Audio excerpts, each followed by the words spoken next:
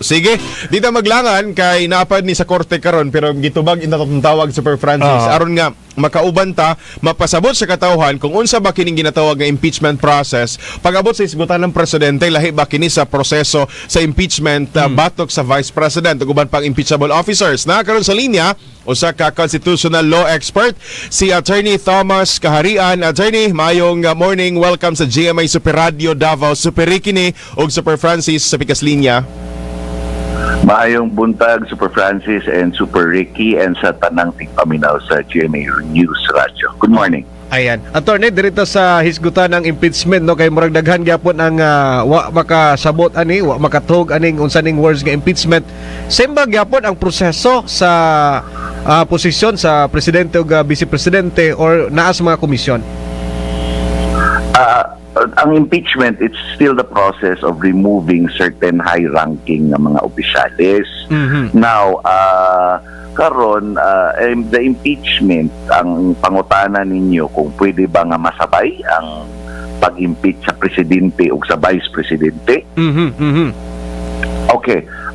Actually, wala pa na naitabo sukad-sukad sa history sa atong nasod, no, that two of the highest officials impeach. But actually, if you look at the Constitution, our 1987 Constitution, there is no prohibition, meaning walay ban. Pwede na mahitabo nga isabay og impeach ang presidente o vice president. Ang problema lang yun diha, which is, this is simply my opinion, the logistics of it and the feasibility of it. Lalim kang tanggalon ni mo duha sabay-sabay, kunya isa lang baya ang mag-decide ang mga senators. So unsa man na sila, Lunes sa presidente, Huwebes. Murag ang logistics medyo muna ang challenge kita. Pero kini Attorney Thomas, kung ugaling man sa ingon makalusot ning kuan kining impeachment nga ginaluto allegedly sa House of Representatives, unya ibutan nato Attorney mga tanggal ning duha, si presidente ug si vice president, unsa may mahitabo sa Pilipinas pag-abot sab sa musunod nga mga mulingkod? Paita. That's a hypothetical question. Sige, but I'll answer that. So example, matanggal ang presidente kay na-impeach. Matanggal pod ang vice president kung ma-impeach. Kung tanaw nimo ang constitution, nagbutan nga manggod na siya diha og line of succession. So if matanggal sila duha, ang Senate president ang mahimong acting president.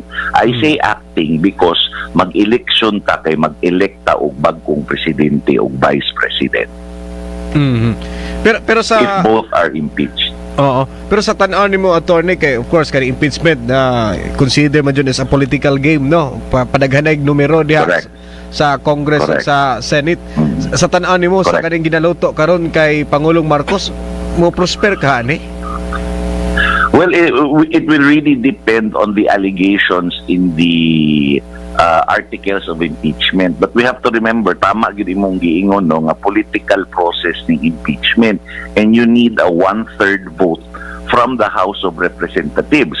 So kung kaalyado sa presidente ang mga congressman, di yun na mulusot kay wala may, if they can get the 1/3 vote, mao man ang basihan sa articles of impeachment. So, murag ang klaro kani siguro attorney kay Inday Sara. Royan na may tabo ani. Well, in the case of Vice President Inday Sara, na naman go'y decision ng Supreme Court regarding atong 1-year ban rule. So we have to remember nga walay impeachment complaint nga ma-file against sa iya, I think until February 6, if I'm not mistaken, February 6, 2026. Kay mo man na ang last nga impeachment complaint nga na-dismiss sa iya last year. So maghulat sila hantod February 6. After February 6, kung namang galing mag-file og bagong impeachment complaint, it should be reckoned from that time, February 6. Unsay kuan ani attorney? Unsay implications sa ato ang nasod kay murag ang ato ang gobyerno karon ga-focus na lang ani mga impeachment, corruption, meron hantod karon wa magyapoy na pa kulong bitaw nga mas dagko nga mga big fish bitaw. Yes, I agree. Because right now, we are saddled with so many problems. Daghan pa kahit ang problema nagisagubang. So, I think they should, Congress has a lot on its plate nga with the corruption, with the flood control scandal, with the rise of prices, ang atong mga katawhan ay unemployment, poverty. There are bigger issues that need to be addressed. Attorney, naay kuan sir, from the sa point of view sa usa ka abogado, tan-aw nimo sir, natay kanang kuan mga grounds no paun nganong pwedeng gamiton sa impeachment batok sa usa ka impeachable officers. Tan-aw nimo sir kung i-apply nato kang President Marcos, unsa nga ground ka sir ang tan-aw nimo epektibo or kusog aron nga magamit sa ato ang mga plano nga mo duso og impeachment complaint batok sa presidente? Well, there are only 6 grounds, Manggod, for impeachment. And to mention some, kanang graft and corruption, betrayal of public trust, grave violation of the Constitution. Those are the grounds which I think nga pwede magamit. Kay restrictive man, exclusive lamang gud ang grounds for impeachment.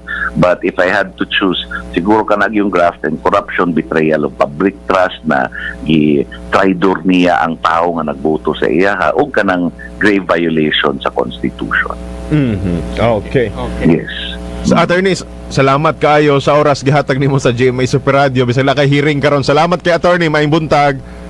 No problem. Pasugod pa man. Daghang kayong salamat and more power to GMA Super Radio. Thank you. Good morning. Good morning. Super Radio One-on-One Interview.